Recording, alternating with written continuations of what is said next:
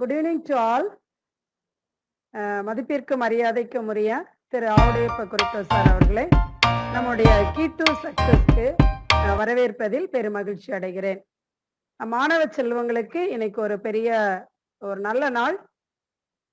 உன்னை நம்பு, believe your self அப்படிங்கிற தலைப்புல உங்களுக்கு இன்னும் நல்ல சார் நல்ல ஒரு மோட்டிவேட்டர், நிறைய ஸ்டூடெண்ட்ஸ்க்கு மோட்டிவேஷன் கொடுத்துட்டு இருக்கிறாங்க. அதில் ஸ்டூடெண்ட்ஸ்க்கு மட்டும் இல்லை, எங்களுக்கு டீச்சர்ஸுக்கும் கோஆர்டினேட்டர் அவங்க தான். ஸோ இந்த சூழ்நிலையில் நமக்கு நேரத்தை ஒதுக்கி எத்தனை ஸ்டூடெண்ட் வந்தாலும் பரவாயில்ல, அவங்களுக்கு நிறைய சொல்லணும் அப்படிங்கிற ஒரு ஆர்வத்தோட அவங்களுடைய நேரத்தைலாம் நமக்கு ஒதுக்கி இன்னைக்கு நம்ம கூட தங்களுடைய கருத்துக்களை பகிர்ந்து கொள்ள வந்த திரு ஆவுடையப்ப குருக்கள் சார் அவர்களை கீ டு சக்சஸ் சார்பாக வரவேற்பதில் பெரும் மகிழ்ச்சி அடைகிறேன். ஸோ சார் சொல்றத ஸ்டூடெண்ட்ஸ் நீங்கள் நல்லா நோட் பண்ணிக்கோங்க. அதை நம்ம நீங்கள் என்ன செய்யணும் அப்படின்னா, ஒவ்வொரு வாரமும் நமக்கு ஒவ்வொரு மோட்டிவேட்டர் கொடுத்துட்ருக்குறோம். இன்னைக்கு ஒரு கடந்த 5 வாரத்தை விட இன்னைக்கு நமக்கு ஒரு ஸ்பெஷலான நாள். உங்களை நீங்கள் எப்படி என்ன பண்ணணும், நீங்கள் உங்களை பரிசோதனை பண்ணுவதற்கு என்னென்ன டிப்ஸ் எல்லாம் இருக்குதுன்னு சொல்ல போகிறாங்க. ஸோ நீங்கள் கவனமாக கவனிங்க. ஸ்டூடெண்ட்ஸ் சார்பாகவும் கீ டு சக்சஸ் சார்பாகவும் சாரை வரவேற்பதில் பெரும் மகிழ்ச்சி அடைகிறேன். Welcome sir. Thank you so much. நன்றி. நன்றிமா. நன்றி. அனைவருக்கும் இனிய அற்புதமான ஒரு மாலை நேரம். இன்றைக்கு பார்த்தீங்கன்னா மாலதி மேடம் சொன்னது மாதிரி எனக்கும் ஒரு இனிய நாள். கீ டு சக்சஸ், அதுலேயே பார்த்தீங்கன்னா சக்சஸ், வெற்றி அப்படிங்கிற ஒரு வார்த்தை இருக்கு. வெற்றிக்கான சாவி என்கிற அற்புதமான ஒரு நிகழ்ச்சியை பள்ளிக்கூடத்தினுடைய குழந்தைகளுக்காக, அதாவது இந்த பேண்டமிக்ல பள்ளிக்கூடம் திறக்கல, பள்ளிக்கூடத்துக்கு போறதுக்கான வாய்ப்புகள் இப்போது இல்லை, இனி வருமா அப்படிங்கிறதும் கேள்விக்குறியா இருந்துகிட்டே இருக்கு. இந்த வருஷம் இல்லை வந்துடும் கண்டிப்பா. அப்படிப்பட்ட ஒரு சூழல்ல குழந்தைகள் தங்களுடைய அந்த நேரத்தை பயனுள்ளதாக ஆக்கிக்கொள்ள வேண்டும் என்கிற நோக்கில திருமதி மாலதி, அதாவது வீரகேரளம்புதூர் பள்ளியினுடைய அறிவியல் பட்டதாரி ஆசிரியை அவர்கள் எடுத்த ஒரு முயற்சி, நல்ல முயற்சி, ஆக்கப்பூர்வமான ஒரு முயற்சி. அந்த முயற்சியினுடைய 6வது வாரமாக இன்றைக்கு இந்த நிகழ்வு இப்பொழுது நடைபெற்றது. குறிப்பா இதுல எல்லா பள்ளிக்கூடத்தினுடைய குழந்தைகளும் கலந்து கொள்ள வேண்டும் என்கிறது எங்களுடைய எண்ணம். ஆனால் இது எத்தனை பேருக்கு இந்த தகவல் சென்று அடைந்திருக்கிறது, எத்தனை பேருக்கு இந்த தகவல் தெரிந்திருக்கிறது என்பதை புரிந்து கொண்டுதான் இந்த நிகழ்வினுடைய அடுத்த கட்டத்திற்கு நாம் செல்ல முடியும். குறிப்பாக இன்றைய தினம் எனக்கு கொடுத்திருக்கிற அந்த தலைப்பு என்பது உன்னை நம்பு, try your self, believe your self. இந்த உலகத்திலேயே மிக மிக உயர்ந்தவர், மிகவும் அறிவில் சிறந்தவர் யாரு அப்படிங்கிற கேள்விக்கு, மாணவர்களாகிய உங்களிடம் அந்த கேள்விக்கு என்ன பதில் இருக்கும்? உலகத்திலேயே மிக சிறந்தவர்கள், உலகத்திலேயே மிக சிறந்த அறிவாளி யாராவது ஒருத்தர் அன்மியூட் பண்ணிட்டு இதுக்கு ஆன்சர் பண்ணலாம். ஹலோ, அப்துல் கலாமா? எடிசன் ஒரு பையன் எடிசன் ஆன்சர் பண்ணிருக்கிறான். ரோசி குமாரி, அப்புறம் அப்துல் கலாம்னு ஒருத்தர் சொல்றார். சரி, கேள்விக்கான பதில் வந்து விட்டது. உலகில் மிக சிறந்த அறிவாளி என்று நீ டாக்டர் அப்துல் கலாம் அவர்களை குறிப்பிடுகிறாய், எடிசன் அவர்களை குறிப்பிடுகிறாய். ஆனால் நான் சொல்லுவேன், உலகினுடைய மிக சிறந்த அறிவாளியும் உலகினுடைய மிக சிறந்த மனிதனும் நீதான். முதல்ல நீதான், எல்லாமே நீதான். இதுக்கு பேரு தான் உன்னை நம்பு அப்படிங்கிற டைட்டில். Believe your self. உன்னுடைய தன்னம்பிக்கையை நீ உயர்த்தி பிடிப்பாய் என்றால், இந்த உலகினுடைய எடிசனாக, இந்த உலகினுடைய டாக்டர் APJ அப்துல் கலாமாக, சாதனை புரிந்த பில்கேட்ஸாக, ஏன் எத்தனை மேதைகளாக நீ மாறப்போகிறாய். உன்னால் மட்டும்தான் முடியும். இந்த பருவத்திலேயே நீ அதை உனக்குள் போட்டுக்கொள்ள வேண்டும். அப்போ இந்த உலகத்திலேயே மிக சிறந்த அறிவாளி, மிக சிறந்த மனிதன் யார் என்று கேட்டால் நீங்க தான் குழந்தைங்களா. நீங்க ஒவ்வொருவரும் இன்னைக்கு வந்திருக்கிற இந்த 20 குழந்தைகள் வந்திருக்கிறீங்க. இப்ப நீ வரலாம், கூடலாம், குறையலாம். இந்த 20 குழந்தைகள் தான் உலகத்தினுடைய மிக அதி மேன்மையான குழந்தைகள். எனக்கு உலகத்தினுடைய தலை சிறந்த குழந்தைகள். ஏனென்றால் உங்களுக்கு வாய்ப்பு இப்போ உங்களுக்கு கொடுத்திருக்கிறோம். அந்த வாய்ப்பை நீங்க சரியா பயன்படுத்தி வீணடிக்காமல் உலகத்திலேயே மிக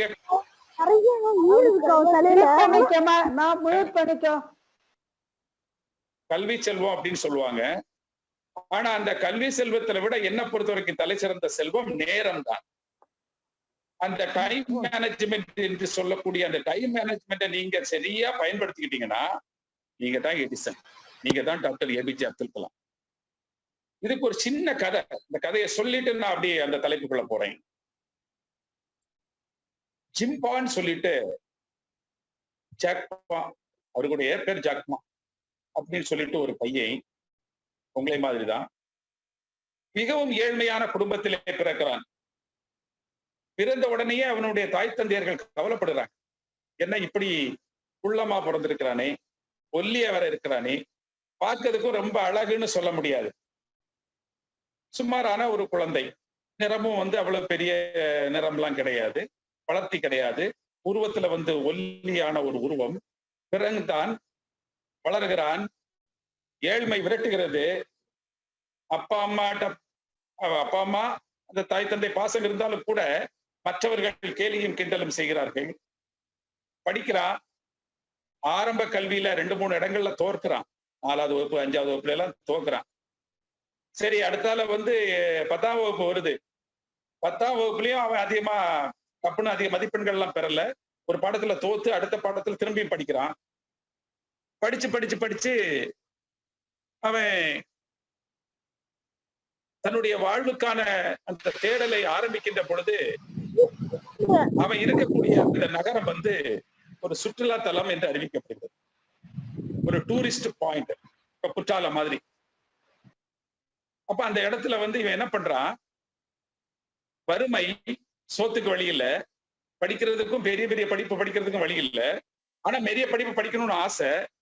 என்ன செய்யறான், அந்த சுற்றுலா தலத்துல போய் நின்றுட்டு வரக்கூடிய ஃபாரினர்ஸ், வெளிநாட்டுக்காரங்களுக்கு எல்லாம் அந்த இடத்தை பத்தி சொல்லிக் கொடுக்க ஆரம்பிக்கிறான் அவனுக்கு தெரிஞ்ச மொழியில.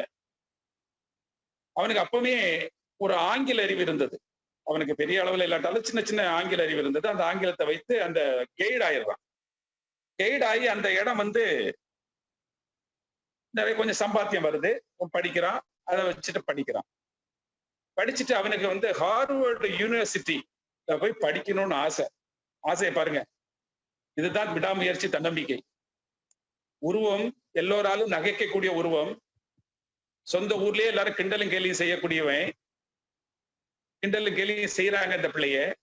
அந்த பிள்ளையினுடைய எண்ணம் என்னவா இருக்கிறது என்றால், ஹார்வர்டு யூனிவர்சிட்டி, இங்கிலாந்துல இருக்கக்கூடிய ஹார்வர்டு யூனிவர்சிட்டியில போய் படிக்கணும்னு ஆசைப்படுறான். அங்கிருந்தே விண்ணப்பிக்கிறான், அங்கிருந்து நிராகரிச்சு வருது, அவங்களுக்கு இடம் கிடைக்கல. சரின்னு சொல்லிட்டு அவன் இருக்கக்கூடிய இடத்துல லோக்கல்ல இருக்கக்கூடிய யூனிவர்சிட்டிக்கு அப்ளை பண்றான். அங்கவும் அவனுக்கு சீட்டு கிடைக்கல, இவனுடைய மார்க்கெல்லாம் ரொம்ப கம்மின்னு சொல்லிட்டு நிராகரிச்சிடுறாங்க. கடைசி சொந்த ஊர்ல இருக்கக்கூடிய ஒரு லோக்கல் பல்கலைக்கழகம், சாதாரண ஒரு பல்கலைக்கழகம், அந்த பல்கலைக்கழகத்துல அப்பாயின்மெண்ட் படிப்பு படிக்கிறான். எப்படியோ கஷ்டப்பட்டு ஒரு சீட்டை வாங்கி அதுல படிச்சு அவன் ஒரு வேலை தேடணும் அப்படின்னு சொல்லிட்டு ஒவ்வொரு இடத்துக்கா வேலை போறான். அவன் படிச்சது ஆங்கில பட்டம் முடிச்சுட்டு ஒவ்வொரு இடத்துல போகும்போது இவனுக்கு கூட போனவங்களுக்கு எல்லாம் வேலை கிடைச்சிருது. இவனை மட்டும் நிராகரிச்சிடுறாங்க. கேட்டா என்ன சொல்றாங்கன்னா, உன்னை பார்த்தா நீ நல்லா இல்லப்பா, நீ ஆளு கட்டையா இருக்கிறப்பா, உன்னை பார்த்தாலே கஸ்டமர்ஸ் வருவாங்களான்னு தெரியல அப்படின்னு சொல்லி இவன் நிராகரிக்கப்படுகிறான். தொடர்ந்து நிராகரிப்பு, 1 இல்ல 2 இல்ல, ஒரு 4-5 ஆண்டுகள் தொடர்ந்து அவனை நிராகரிக்கிறாங்க. போலீஸ் வேலைக்கு போனான், ஹோட்டல்ல சர்வர் வேலைக்கு போறான், எப்படியாவது வேலை செஞ்சாதான் அவனுக்கு வாழ்க்கை நடத்த முடியும். படிச்சிருக்கிறான், ஓரளவு ஒரு டிகிரியை வாங்கி வச்சிருக்கிறான், ஒரு இடத்துலயும் வேலை கிடைக்கல.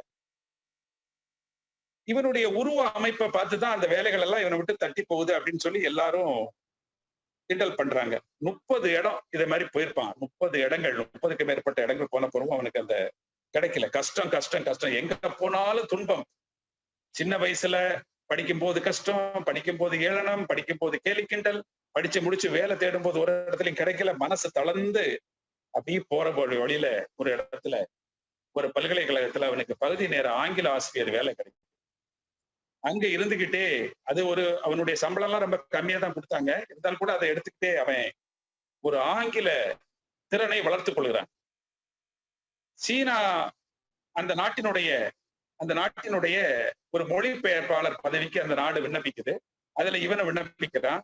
இவனுடைய ஆங்கில புலமையை வைத்து அந்த இடத்துல ஆங்கில மொழிபெயர்ப்பாளர் அப்படிங்கிற ஒரு வேலை கிடைக்கும். அந்த டைம்ல தான் கம்ப்யூட்டர் அறிமுகப்படுத்துறாங்க. 1983 1983 1984ல கணினி என்று சொல்லக்கூடிய கம்ப்யூட்டர் வருது. அந்த கம்ப்யூட்டர் வருகின்ற பொழுது அவன் அந்த நாட்டினுடைய ஆங்கில மொழிபெயர்ப்பாளராக இருக்கான். உடனே என்ன பண்றாங்க, அங்க இருந்து அவனை வெளிநாட்டுக்கு அந்த நாடு அனுப்புது. நீ போய் வெளிநாட்டுல நம்ம அரசு சம்பந்தமான ஒரு வேலைக்கு அனுப்பு. அப்படி அவன் அமெரிக்கா செல்கிறான். அமெரிக்காவில் அப்பந்தான் அந்த கணினித்துறை வளர்ந்து விட்ட நிலை. இவன் நாட்டிலேயோ அப்பந்தான் கணினி வந்திருக்கு. அங்க இருந்து சில தொழில்நுட்பங்களை படிச்சுக்கிட்டு நேர திரும்ப தன்னுடைய நாட்டுக்கு அவன் நாட்டுல இதை ஆரம்பிக்கிறான். கணினி மற்றும் அந்த இணையதளம் அந்த வசதிகளை ஆரம்பிக்கிறான். வரவேற்பு இல்லை.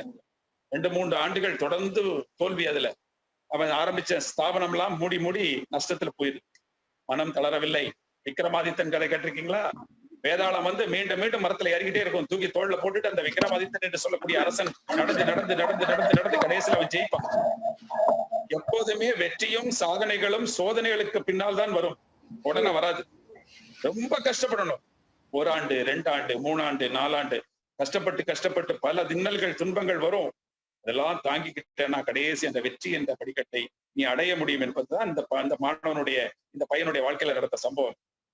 இவ்வளவு 5 வருஷம் தொடர்ந்து அந்த தொழில நஷ்டம் ஏற்பட்ட பிறகும் கலங்கல. அலிபாபா என்று சொல்லக்கூடிய ஒரு ஸ்தாபனத்தை உருவாக்குகிறான் தன்னுடன் உள்ள ஒரு 17 நண்பர்களோடு.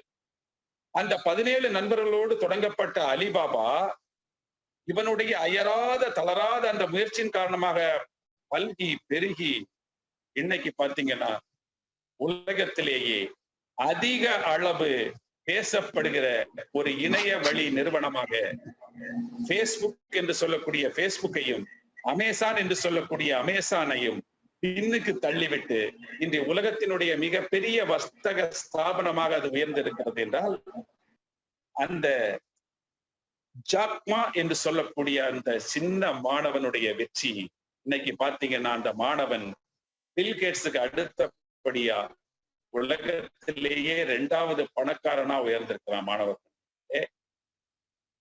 அவன் வேற யாரும் இல்ல, இந்த அலிபாபா என்று சொல்லக்கூடிய சாப்ட்வேர் அந்த வியாபார நிறுவனத்தினுடைய இணைய வழி வியாபாரம் செய்கிற அமேசான், பிளிப்கார்ட், பேஸ்புக் போன்ற அந்த அமைப்புகளை போன்ற ஒரு அமைப்பு இன்னைக்கு உலகத்தினுடைய மிகப்பெரிய அமைப்பாக வளர்ந்திருக்கிறது என்றால் பில் கேட்ஸுக்கு அடுத்தபடியாக இன்றைக்கு உலகத்தினுடைய மிகப்பெரிய பணக்காரர்கள் வரிசையில் அந்த பையன் உட்கார்ந்திருக்கிறான் என்றால் இதுக்கு என்ன காரணம் பாத்தீங்களா? எத்தனையோ சோதனைகள். ஒரு சராசரி மனிதன், ஒரு சராசரி மாணவன், ஒரு அரசு பள்ளியில் படித்த மாணவன், ஒரு அரசு பள்ளியில் பயின்று கொண்டிருக்கிற மாணவன் பல்வேறு வறுமை ஏழ்மை விரட்டும் போது கூட அவன் தளரவில்லை. அவன் கொண்ட அந்த விஷயத்தில் தளராமல் இருந்தான். அவன் போக்கஸ் அதுலதான் பண்ணான். சாதிக்கணும். அவனுடைய உருவம் அவனுக்கு ஒத்துழைக்கவில்லை, அவனுடைய உடல் அவனுக்கு ஒத்துழைக்கவில்லை, அவனுடைய குடும்பம் அவனுக்கு ஒத்துழைக்கவில்லை, அவனுடைய நண்பர்கள் அவனுக்கு ஒத்துழைக்கவில்லை. ஆனால் அவனுக்கு ஒத்துழைத்தது அவனுடைய மனம், அவனுடைய அந்த க்ரோயிங் மைண்ட் செட். அந்த க்ரோயிங் மைண்ட் செட் தான் அவனுக்கு உள்ள கடந்த அந்த மனமானது, இதை செய் நீ சாதிப்பாய், இதை நீ செய் நீ வெற்றி பெறுவாய், இதை நீ செய் நீ முன்னேறுவாய், இதை நீ செய் நீ படிப்படியாக வெற்றி படிக்கட்டை தொடுவாய் என்கிற அந்த எண்ணத்தின் மூலமாகத்தான் அன்பு குழந்தைகளே அவன் இன்றைக்கு உலகத்தினுடைய மிகப்பெரிய பணக்காரனாக உயர்ந்திருக்கிறான். அதனாலதான் நான் அந்த டாபிக் இன்னைக்கு உங்களுக்கு கொண்டு வந்த காரணமே அப்படித்தான். அரசு பள்ளி மாணவர்களுக்கு இன்றைக்கு அரசாங்கம் தொடர்ந்து பல சலுகைகளை அளித்து வருகிறது. யாருக்கும் கிடைக்காத சலுகை இந்த ஆண்டு அறிவிச்சிருக்கிறாங்க. 7.5% உள்ஒதுக்கீடு மருத்துவக் கல்லூரியில். நல்லா புரிஞ்சுக்கோங்க, 6வது வகுப்பிலிருந்து 12வது வகுப்பு வரை அரசு பள்ளியிலே நீ பயின்றாயானால், அரசு பள்ளியிலேயே தொடர்ந்து கல்வி கற்றாய்,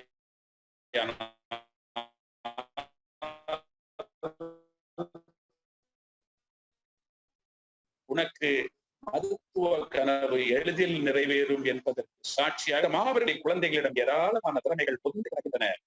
அப்ப அந்த பொதிந்து கிடக்கிற திறமைகளை எல்லாம் எப்படி வெளியில கொண்டு வருவது? அதுக்கு 2 சொல்றான். Display your ability into focus அப்படின்னு. உன்னுடைய திறமையை நீ என்ன செய்யணும்? வெளியில கொண்டு வரணும். நல்லா பாடுவியா? வெளியில வந்து பாடு. ஆடுவியா? வெளியில வந்து ஆடு. நல்லா சாப்பிடுவியா? நல்லா சாப்பிடு. வெளியில வந்து எல்லாரும் தெரியும்படியா. பெரிய கலைஞனாக மாறுவாய். சமையல் கலை நிபுணனாக. இன்னைக்கு தாமுன்னு சொல்லக்கூடிய செப் வந்து இன்னைக்கு உலகத்தினுடைய மிக சிறந்த சமையல் கலை வல்லுநர் அவருக்கு. ஒரு நேரம் ஒரு உணவை ருசி பார்த்து கொடுப்பதற்கு அது உப்பு சரியா இருக்கா, புளி சரியா இருக்கான்னு என்று நாவிலே நக்கி பார்த்து சொல்வதற்கு அவருக்கு சம்பளம் லட்சங்களில். ஒரு உணவை அப்படி ருசி பார்த்து சொல்வதற்கு இந்த 1 லட்சம் ரூபாய் சம்பளம். சோ சாப்பிடுவது ஒரு கலை, படிப்பது ஒரு கலை, ஆடுவது ஒரு கலை, குதிப்பது ஒரு கலை, விளையாடுவது ஒரு கலை. அப்ப இப்படிப்பட்ட இந்த கலைகளை எல்லாம் நீ தேர்ந்தெடுத்து அதில் எது உனக்கு சரியாக வரும்? அது உன்னுடைய growing மைண்ட் செட்ல கொண்டு வரும். எப்பவுமே வந்து ஒரு பிக்சட் மைண்ட் செட்லயே இருக்கக்கூடாது. என்னால இவ்வளவுதான் முடியும், நான் இப்படிதான் இருப்பேன், என்னால 40 மார்க்குக்கு மேல வாங்க முடியாது, என்னால 40 மார்க்குக்கு மேல படிக்க முடியாது. That is called fixed mind set. என்னால அந்த வேலையை செய்ய முடியாது ஒழுங்காட்டு, எனக்கு கொஞ்சம் தான் செய்ய தெரியும், எனக்கு முழுமையா செய்ய தெரியாது. That is called fixed mind set. அந்த பிக்சட் மைண்ட் செட்டை விட்டு வெளியில வரணும். growing mind set. That is called I can. என்னால் முடியும். எதுவும் செய்வேன் நான்.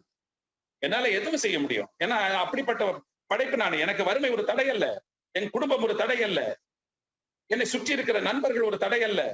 என்னால் முடியும் என்கிற எனக்குள் இருக்கிற அந்த கான்செப்ட் ஐ கேன் என்று சொல்லி எனக்குள்ளேயே நான் போட்டிருக்கிற அந்த நெருப்பு என்னை மிகப்பெரிய உயர்ந்த இடத்தில் கொண்டு செல்லும் என்பதற்குத்தான் இந்த மாதிரி கதைகளை உங்களுக்கு சொல்ல வேண்டியது. இதையும் தவிர்த்து நான் இது ஏன் இப்ப உங்கள்கிட்ட பேசிட்டு இருக்கேன் அப்படின்னு பாத்தீங்கன்னா, ஒரு குழந்தை தன்னம்பிக்கையோடு வளர வேண்டும் என்று சொன்னால் அவர்கள் 2 விஷயத்தை ரொம்ப முக்கியமா கடைபிடிக்கணுமா. ஒண்ணு வந்து ஒழுக்கம். இது திருவள்ளுவர் அழகா சொல்றார்.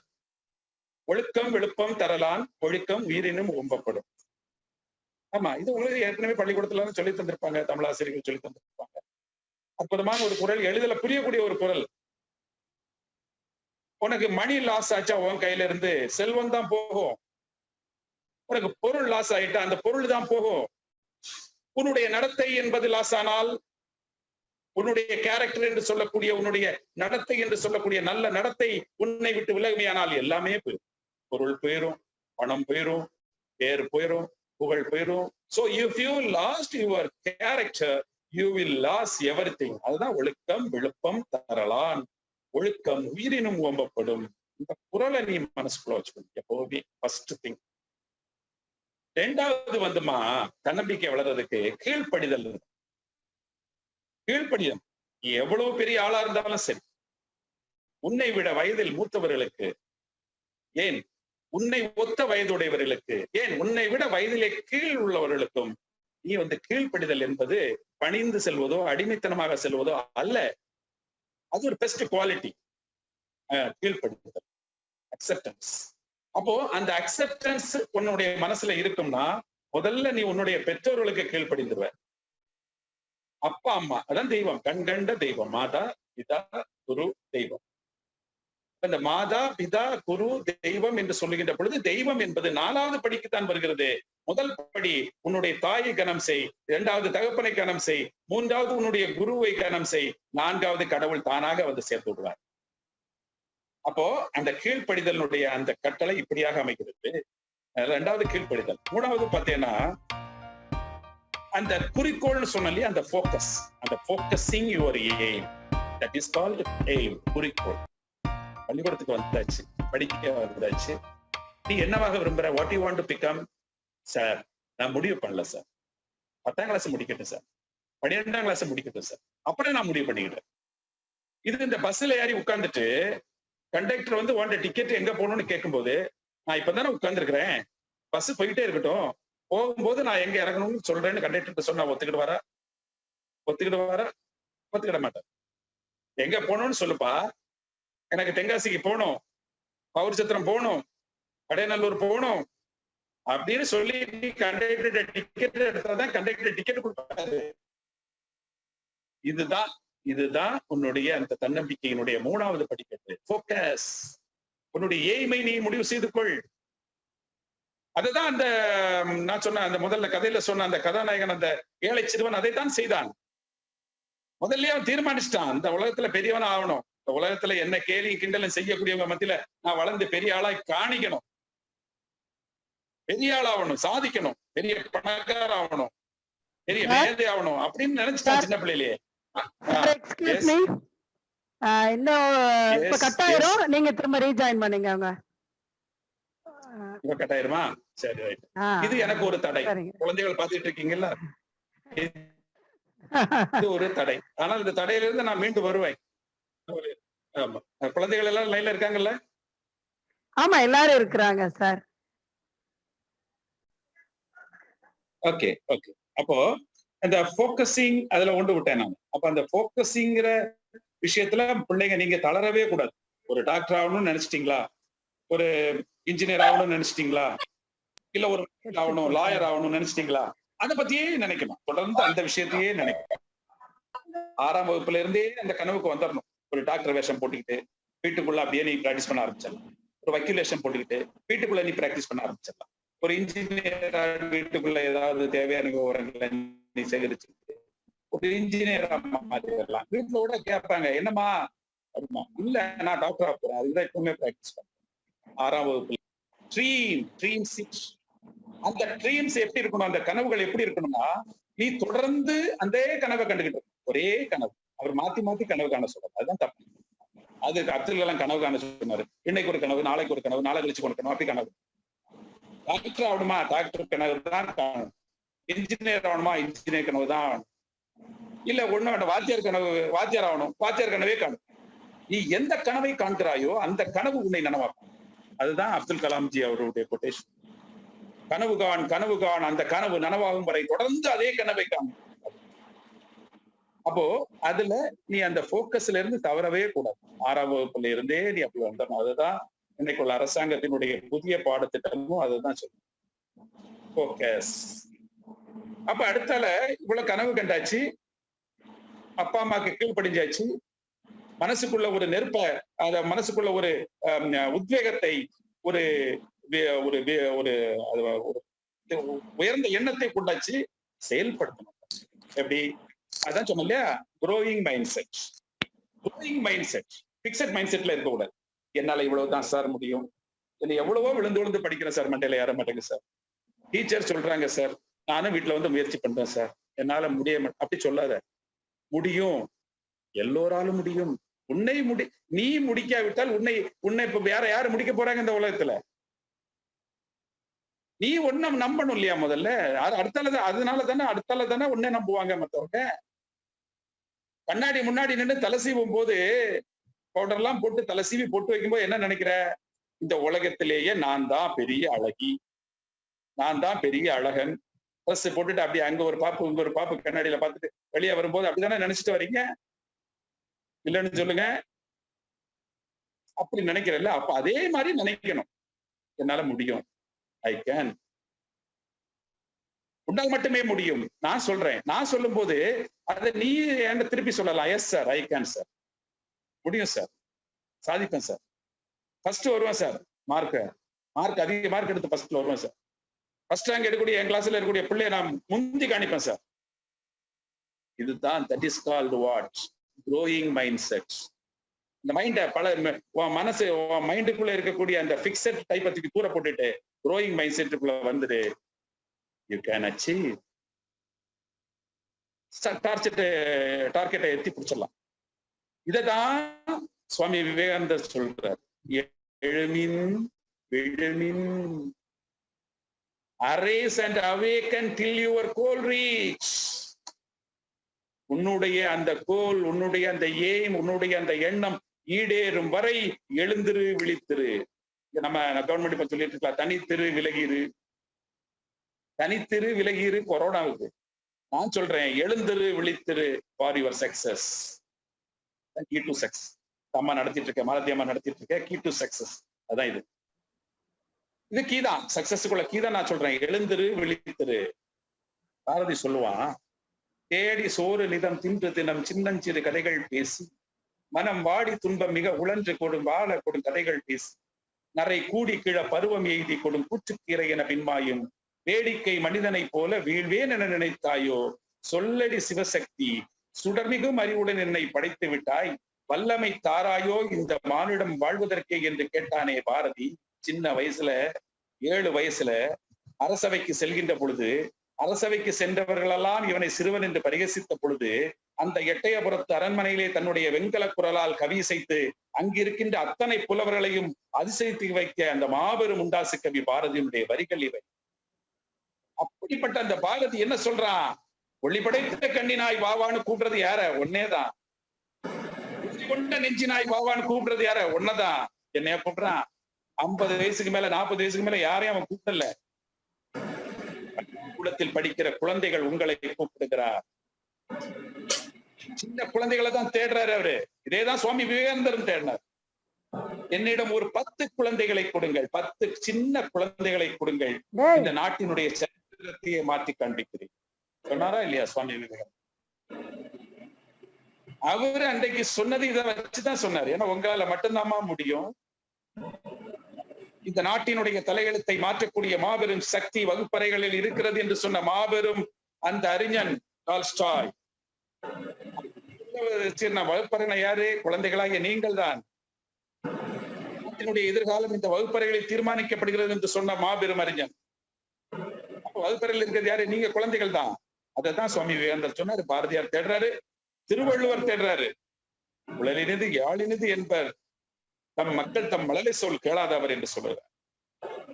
எண்ணி துணிய கருமம் துணிந்தபின் எண்ணுவோம் என்பது இழுக்கு என்பது யாருக்காக சொல்கிறார் வள்ளுவர் என்றால் உங்களுக்காக சொல்கிறார். என்று குழந்தைகளை நீங்கெல்லாம் இந்த வயசுலயே அதை தீர்மானிச்சிடும். இன்னைக்கு தீர்மானிச்சிடும். இந்த நாள் இனிய நாள், இந்த நிமிடம், நாளைக்கு நாளைக்கு நாளைக்குன்னு எதையும் தள்ளி வைக்காது. அது ஒரு மிகப்பெரிய சோம்பேறித்தனம். எதுவும் நாளைக்கு ஆகட்டும், நாளைக்கு பார்த்துக்கலாம், அன்னைக்கு டைம் இல்லை, டைம் இல்ல டைம் இல்ல, நாளைக்கு நாளைக்கு எல்லாம் தள்ளி வைக்காதீங்க. அதையும் இன்னைக்கு செய்ய வேண்டிய ஹோம்ஒர்க் இன்னைக்கு செஞ்சு முடிச்சிரு. இந்த நேரம் தான் உனக்கு நல்ல நேரம். ராகு காலம், கேது காலம், யமகுண்டம் அதெல்லாம் ஒண்ணும் கிடையாது. நல்ல நேரங்கிறது நல்ல நீ எப்ப நினைக்கிறியோ அப்பதான் அது நல்ல நேரம். இந்த வேலையை செய்யணும். இன்னைக்கு மேடம் ஒரு ஒர்க் கொடுத்துருக்காங்க, ஒரு ஹோம்ஒர்க் கொடுத்துருக்காங்க, ஒரு குவிஸ் ப்ரோக்ராமுக்கு ரெடி பண்ணணும், ஒரு கட்டுரை போட்டிக்கு ரெடி பண்ணணும், ஒரு பேச்சு போட்டிக்கு ரெடி பண்ணணும், ஒரு கவிதை போட்டிக்கு ரெடி பண்ணணும், ஒரு பாட்டு போட்டிக்கு ரெடி பண்ணணும்னா உடனே பண்ணிடுறேன். நான் நாளைக்கு வச்சிருக்கேன் சார், நாளைக்கு என்ன இன்னைக்கு முடியல sir, mind is not working. That is called fixed mind set. அந்த ஃபிக்ஸட் மைண்ட் செட்டை இருந்து தூக்கி போட்டு க்ரோயிங் மைண்ட் செட்டுக்கு வரும் பொழுது அது சக்சஸ் மாறி இருந்தது. இப்படி நீ பல அறிஞர்கள் உன்னை தேடிக்கொண்டிருக்கின்ற பொழுது நீ எதை தேடிக்கொண்டிருக்கிறாய்? உன்னைதான் எல்லாரும் தேடிக்கிட்டு இருக்காங்க.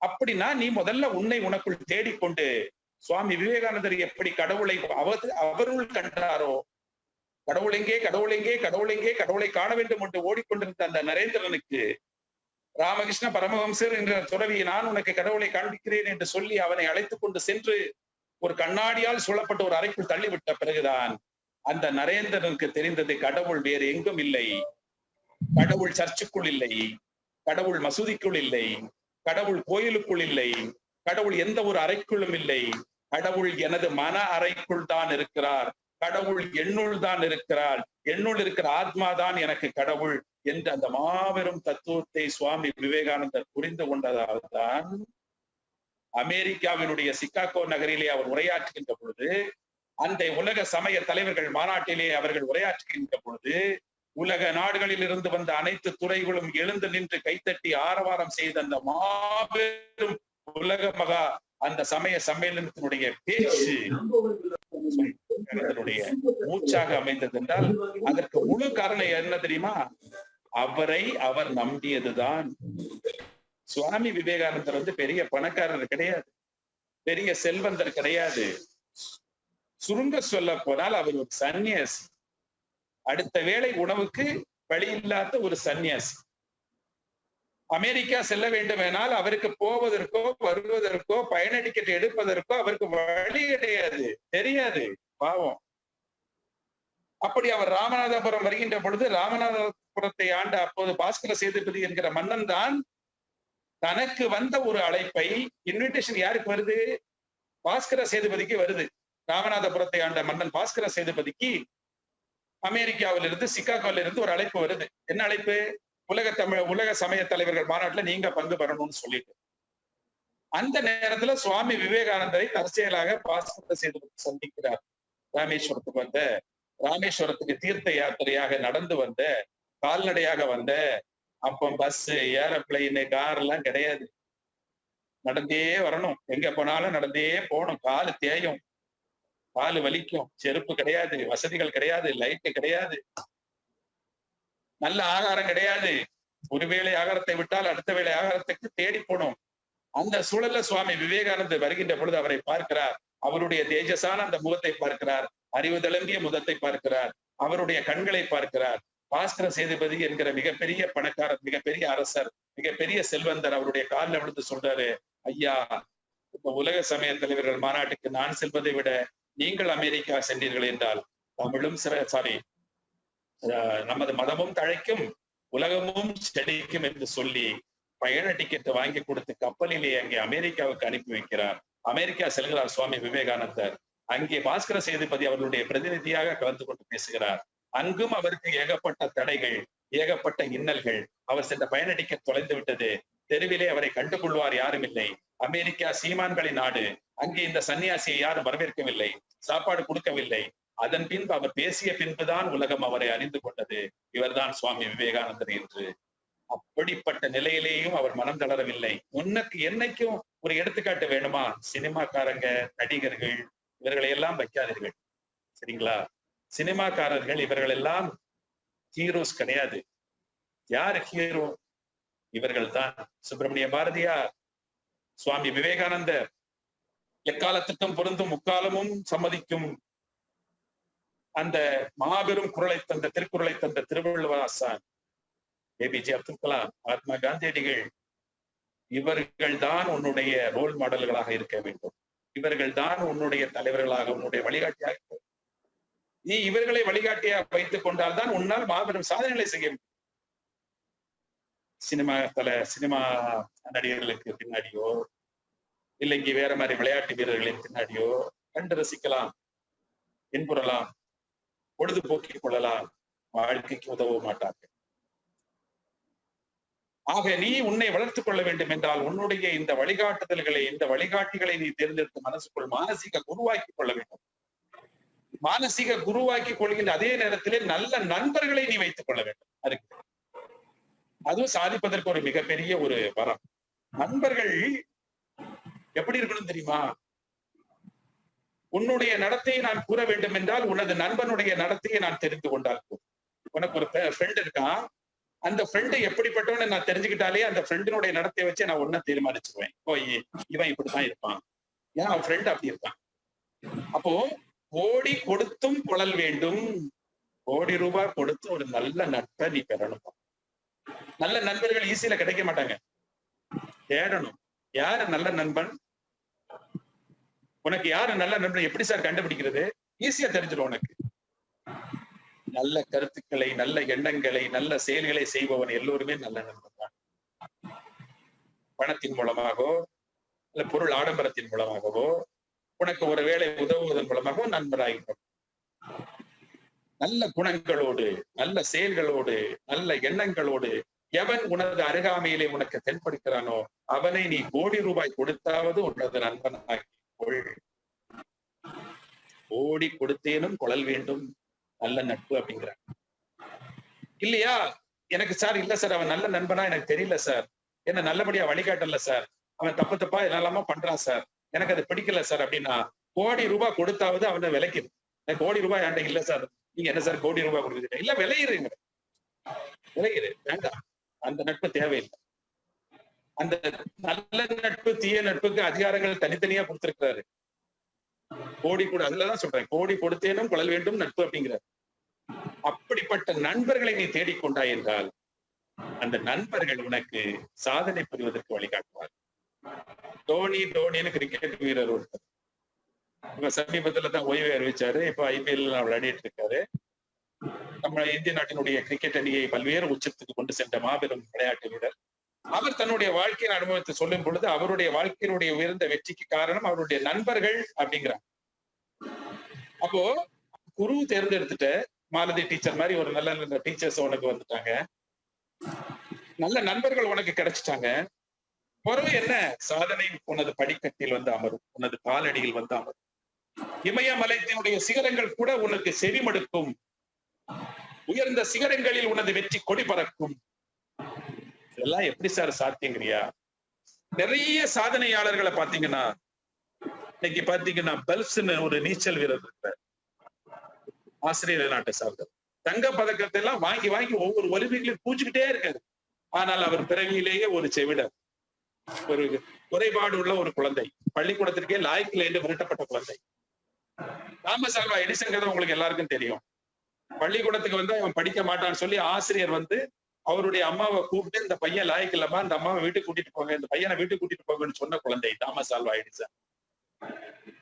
அவருடைய அம்மாவினுடைய கவனிப்பிலே பள்ளிக்கூடத்திற்கே செல்லாமல் அறிவை வளர்த்து இன்றைக்கு சுமார் 2500க்கும் மேற்பட்ட கண்டுபிடிப்புகளுடைய உரிமையாளராக உலகத்திற்கே வெளிச்சம் போட்டு கொடுத்திருக்கிற, உலகத்திற்கே வெளிச்சமாக இருந்து கொண்டிருக்கிற அந்த மாபெரும் அறிவியல் கண்டுபிடிப்பாளன் தாமஸ் ஆல்வா எடிசனும் உங்களை போல பாவப்பட்ட எளிமையான ஒரு எந்த வசதிகளும் இல்லாத பேக்ரவுண்ட்ல இருந்து வந்து சாதித்தவர்கள் தான். இன்றைக்கு இந்திய திருநாட்டினுடைய பிரதமராக வந்திருக்கின்ற மரியாதைக்குரிய மோடி அவர்களும் சாதாரண குடும்பத்திலே வந்து சாதித்தவர் தான்.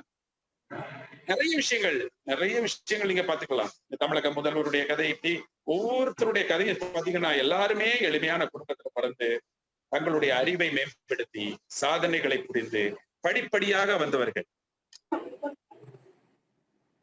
சரி சார், நான் படிச்சுட்டேன், எனக்கு இன்னைக்கு 6ஆம் வகுப்புல இருந்து இன்னைக்கு வந்து நிறைய விஷயங்களை சொல்லி கொடுத்துட்டு இருக்காங்க, தொழில் கல்வி எல்லாம் சொல்லி கொடுக்குறாங்க சார். இன்னைக்கு இந்த சிஸ்டம் மாறி இருக்கு, பாடத்திட்டம் மாறி இருக்கு. என்ன நான் இதுல வந்து என்ன நான் எப்படி இம்ப்ளை பண்ணிக்கிடுறது, எப்படி நான் என்ன இதுல வந்து என்ன இன்க்ளூட் பண்ணிக்கிறது எல்லாம் கேட்கக்கூடிய கேள்வி எனக்கு புரியுதுமா. எந்த கால சூழ்நிலையிலும் மாறிக்கொள்வதுதான் ஒரு சாதனையாளனின் மாபெரும் ஒரு முயற்சி செய்ய வேண்டும். முயற்சியே செய்யாமல் இருப்பதுதான் தவறு. முயற்சி தவறலாம், நீ செய்யக்கூடிய முயற்சிகள் தவறிவிடலாம், ஒரே முயற்சியில சாதனைகள் கிடைக்காது. ஆனால் அந்த முயற்சியே செய்யாமல் இருப்பது மிக மிக ஒரு தவறான செயல். என்னுடைய அன்பு குழந்தைகளே, நேரம் வந்து நமக்கு வந்து நிறைய எனக்கு கம்மி இருந்தாலும் கூட இந்த நல்ல நேரத்தில் பல்வேறு பணிகளை நீங்கள் ஒதுக்கி வச்சுட்டு தான் வந்துருக்கீங்க. சின்ன பிள்ளைகள் ஆனாலும் சரி, விளையாட்டு எல்லாம் போண்டிருக்கும். இந்த நேரத்துல விளையாட்டு நேரங்கள் சண்டேல வந்து ஓய்வு நேரத்துல வந்து இந்த மாதிரி ஒரு நிகழ்வுக்கு வந்திருக்கின்ற அனைத்து குழந்தைகளையும் வாழ்த்துகின்றேன், மனமாற வாழ்த்துகின்றேன். என்னுடைய இந்த நிகழ்வில் கலந்து கொண்ட அனைத்து குழந்தைகளும் நாளை வருங்காலத்தில் மேதைகளாக, அவர்கள் கனவு காண்கின்ற துறைகளில் சாதனையாளராக வளர வேண்டும், வாழ வேண்டும் என்று எனது மனதின் அடித்தளத்தில் இருந்து வாழ்த்தி, மீண்டும் மீண்டும் இந்த நல்லதொரு வாய்ப்பை வழங்கிய திருமதி மாலதி ஆசிரியர் அவர்களுக்கும் அவர்களுடைய முயற்சிகளுக்கும் நான் அவர்களுக்கும் ஒன்று சொல்லுவேன். முயற்சி செய்யுங்க, செய்துகிட்டே இருங்க. அந்த முயற்சி நிச்சயமாக உங்களை முயற்சி திருவினையாக்கும், உங்களை ஒரு சாதனைப்பாளர் பட்டியலே வைக்கும் என்று சொல்லுவேன். அவர்கள் தொடர்ந்து சாதித்துக் கொண்டிருக்கிறார்கள்.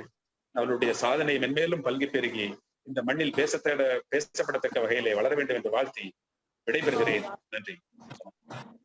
Thank you sir. தேங்க்யூ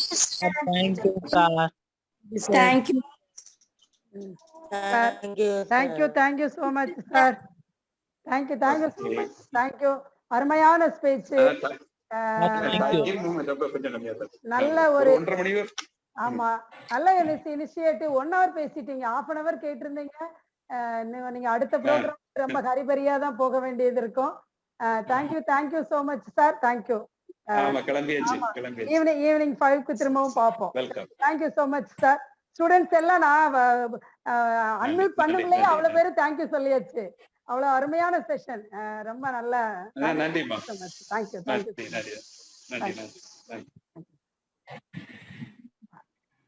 சார் சொல்லுமா sir. Thank you sir. Welcome. Class நடத்துறதுக்காக thank you sir. Very thank you sir. நன்றிமா. இந்த வீடியோ உங்களுக்கு பிடிச்சிருந்தனா லைக் பண்ணுங்கள், ஷேர் பண்ணுங்கள், கமெண்ட் பண்ணுங்கள். உங்கள் சார்லி சிட்டி சேனலை சப்ஸ்கிரைப் பண்ணுங்கள். மறக்காமல் பெல் ஐக்கானை கிளிக் பண்ணிடுங்க.